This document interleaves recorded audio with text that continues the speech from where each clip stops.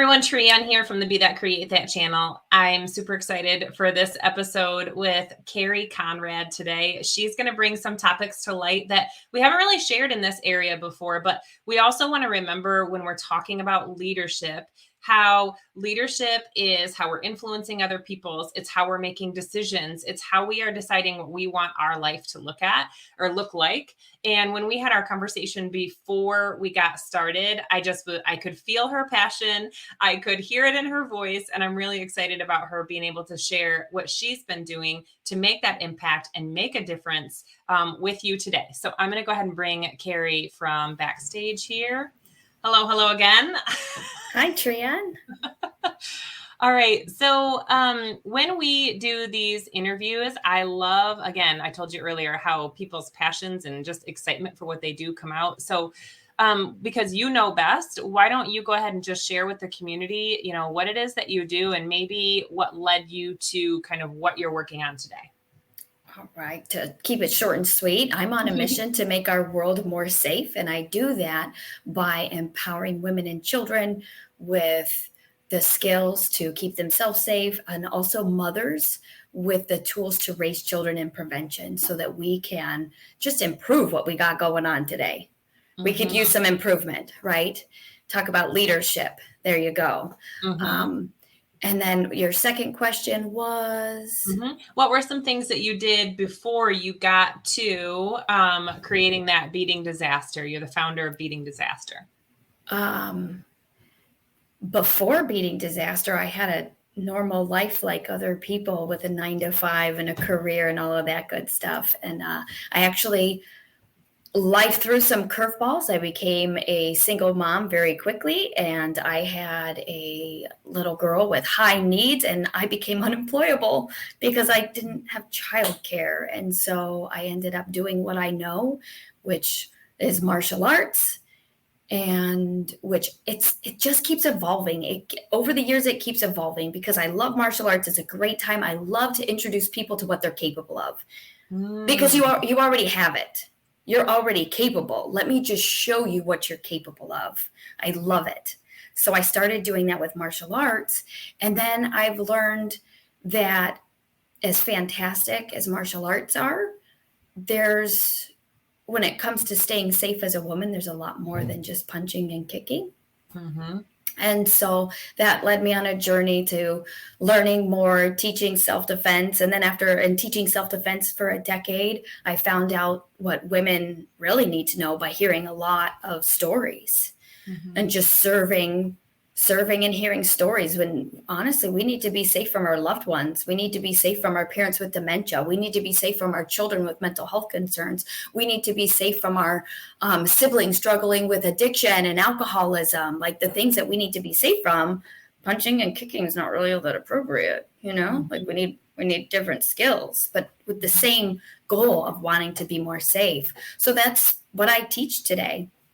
And it's a privilege and a pleasure.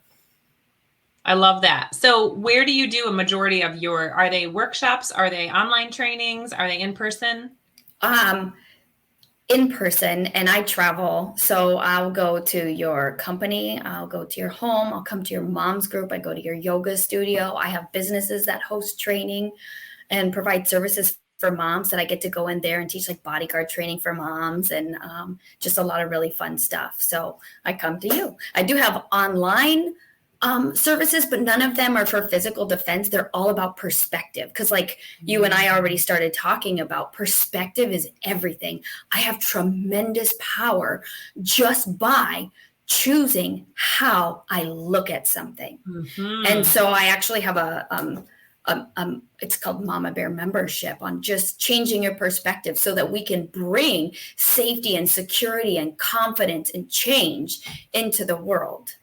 And that confidence, as soon as you said that word, it took me back to something we were talking about before the live, where you said that confidence when you walk into a room, if you're going into a scary place or you walk into a room. So when you think of that, how would you start a conversation with somebody about that? Especially I have a couple of friends who I know they'd be like, oh, I'm not scared, whatever. I'll go anywhere and do anything. Okay.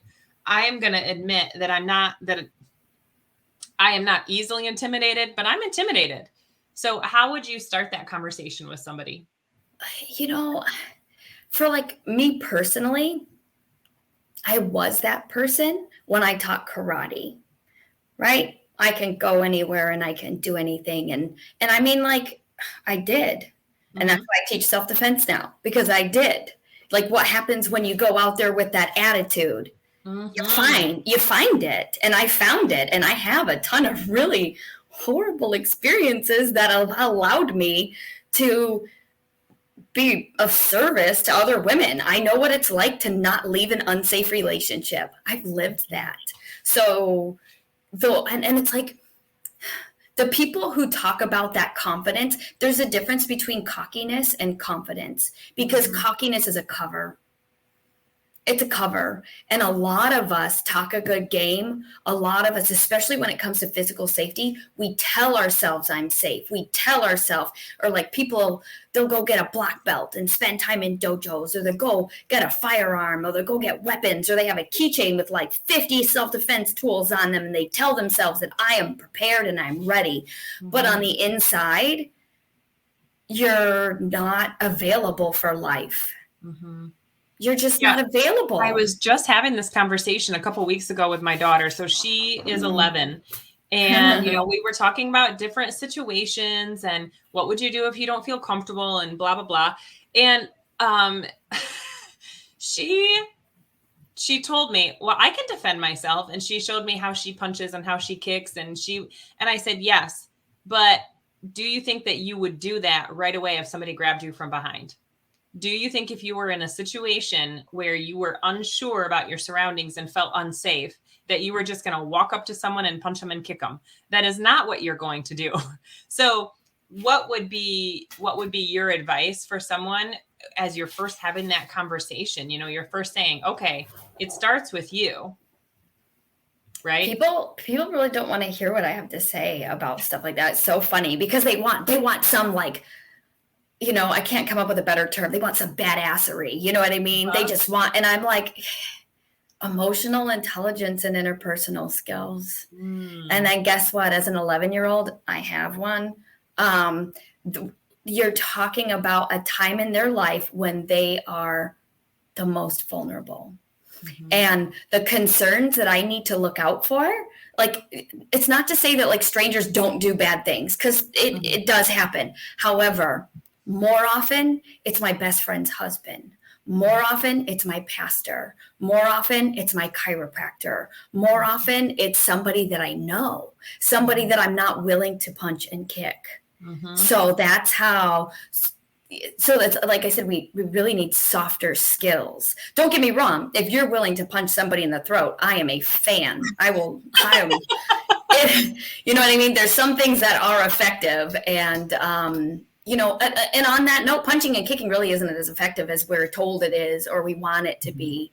But there are simple things that are very effective. And one of them is listening to that internal guidance. You talk about leadership.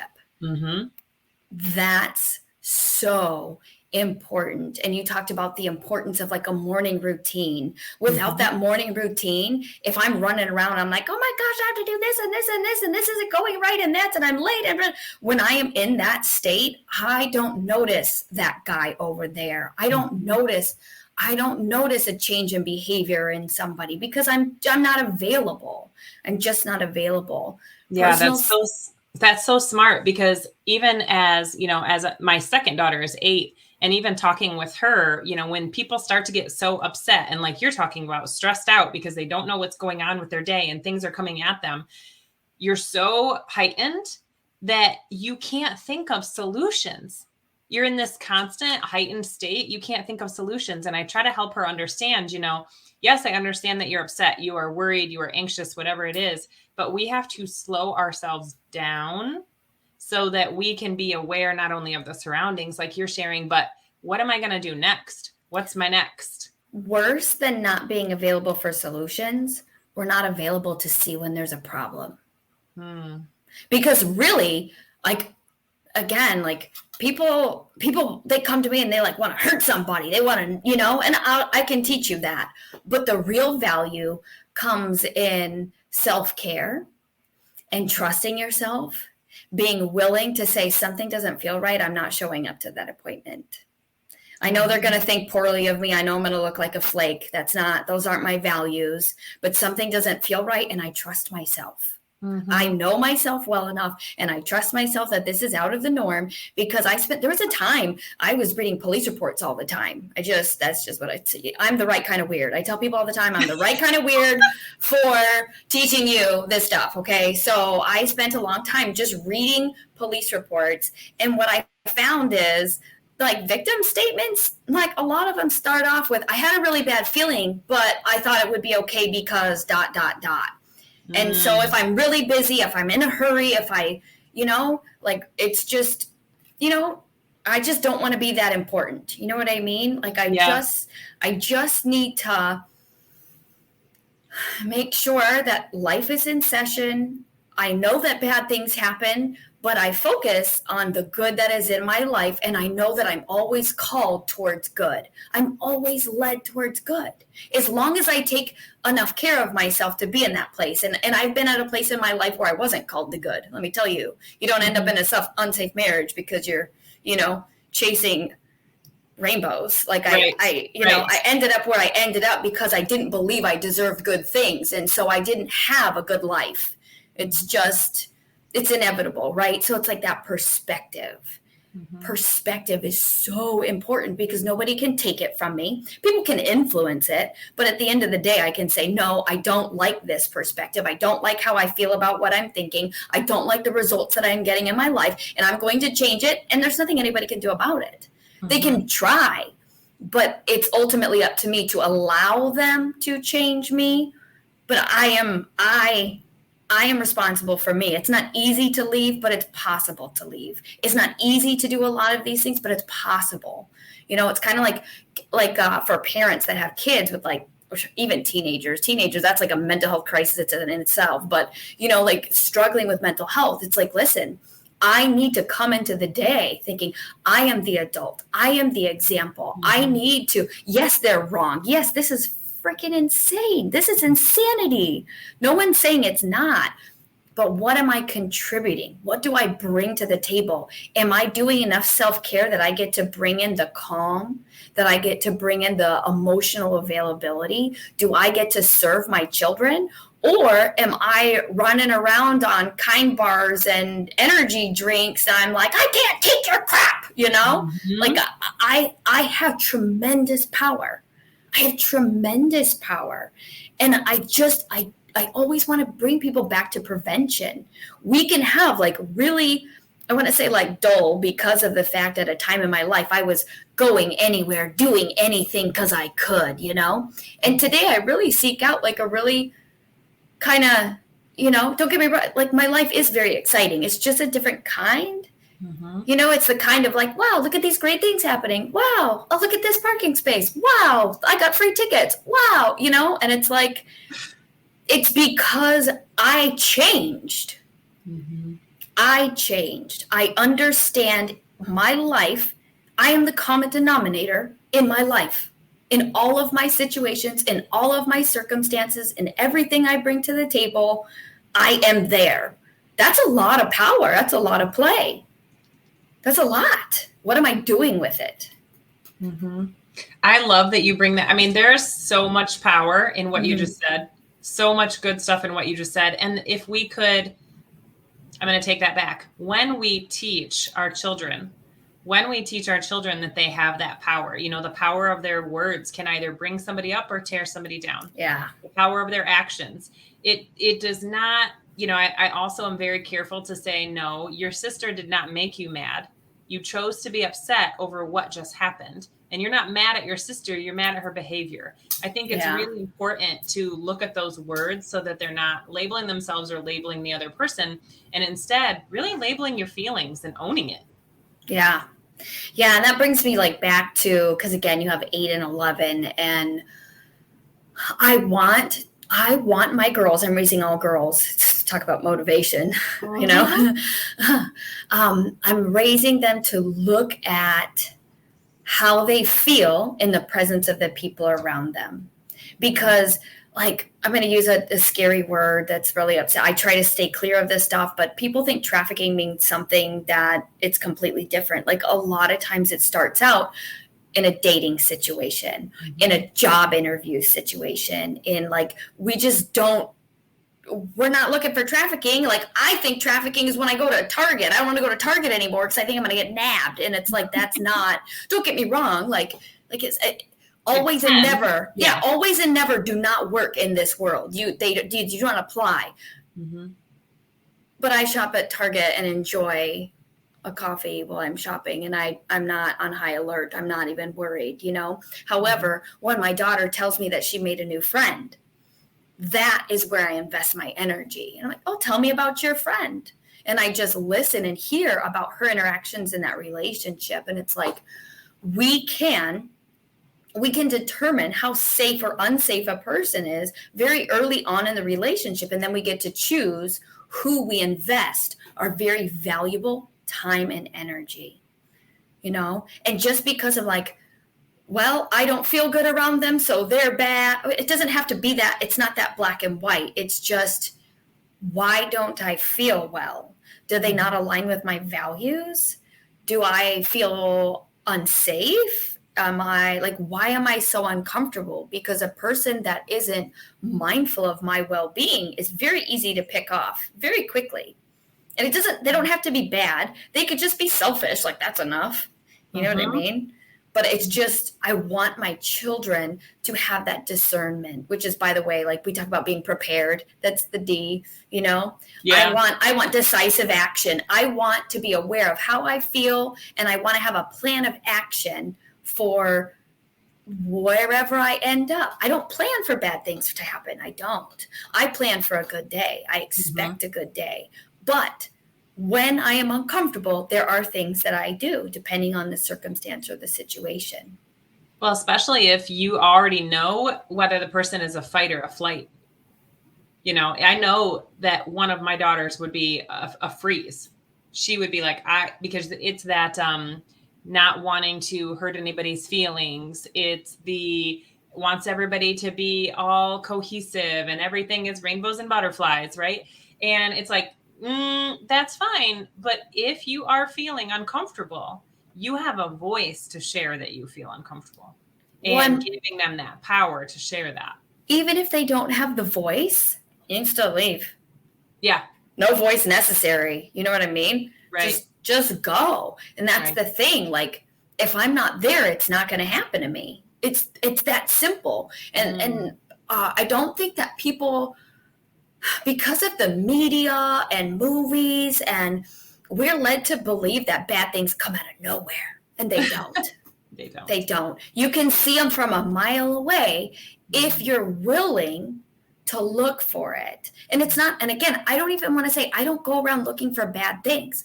I look for the things that feel good. I look for the stuff that's fulfilling. And then I have a plan for the stuff that's not. Mm-hmm. And by living in the stuff that's right for me, I am less likely to ever have to need to defend myself or speak up to say, hey, I'm not comfortable with this. Because if I'm choosing situations, places, people that I feel good around, I'm less likely to even have to use those skills. Don't get me wrong. I teach them. You want them. Right. You need them. Helpful. But I put a lot of my energy and effort into teaching prevention, so we can just have safe lives and be making the world more safe without living in fear and terror. Mm-hmm. And being an example for others to be able to follow. As soon as we learn something, leaders are that continuous learning, right? Continually bringing things in to try to make their lives and the people around them better. And I've always found that as soon as I learn something, if I teach it right away, like tonight, if I have a conversation with my best friend or her kids about this type of situation that we have today, then it's going to be even more instilled in me because I've put words to it and I've shared it. And I've taught it, right? So I think that ripple effect is real for sure. Well, more than that, just because like a bunch of moms will be like, hey, let's go do this. And I'll be like, oh, you all have a good time. I'm not going. And they'll be like, oh, are you busy? No, this just isn't something that I feel good about. Mm-hmm. And like, that's enough. that does so much for other women to be like, wait, we can do that? Yeah, we can do that. Yes, you can say no. It is a Yeah. complete sentence. Yeah. Oh my Yeah. gosh, Carrie, thank you so much for everything that you shared today. I've had you on hot seat now for 20 minutes. So I want to make sure that you get an opportunity to share. We're going to make sure we get your website in the show notes for you as well. But is there anything specific? I know you said you had a lot of resources available for people on your website. Do you want to share some of those resources they might find? Yeah, sure. If you go to that website, like I said, people, they go to self-defense. They want self-defense. They want to fight. I have a comparison guide on all the pros and cons of all the different types of self-defense, or what people call self-defense, and how to navigate that world, how to ask your instructor the right questions so you know the training that you're getting and what that training covers, and probably what that training lacks, because there's so many skills, you're not going to get them all in one place. It's highly unlikely. So you'll go in knowing what you want, what you're getting, and you have the confidence to do that. So that's on there. And then what else is on there right now? Like I said, we just changed it. So Constantly evolving.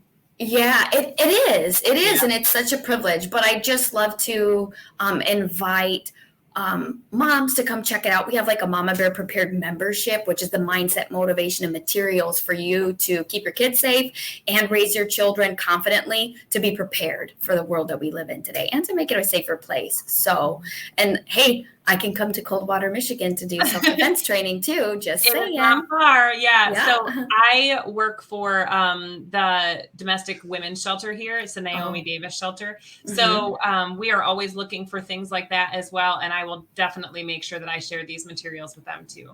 Yeah. And if you do that, make sure that you tell them that I can provide trauma-informed, because there's nothing that takes more skills than teaching a room full of domestic violence survivors, anything related to this, because it's very triggering. So true. And so needed. That's for sure. All right. Well, again, thank you so much. And thank you, everybody, for joining us today on the Be That Create That podcast, YouTubes, wherever you're finding us on the social channels. We appreciate you taking the time to share with us today. And obviously, Carrie, I appreciate you taking the time to share your information with us, too. It was powerful, to say the least. Thank you so much for having me. It's a privilege and a pleasure. All right, guys, have a great day. Get out there and create your leadership lifestyle, and we'll see you on the next time.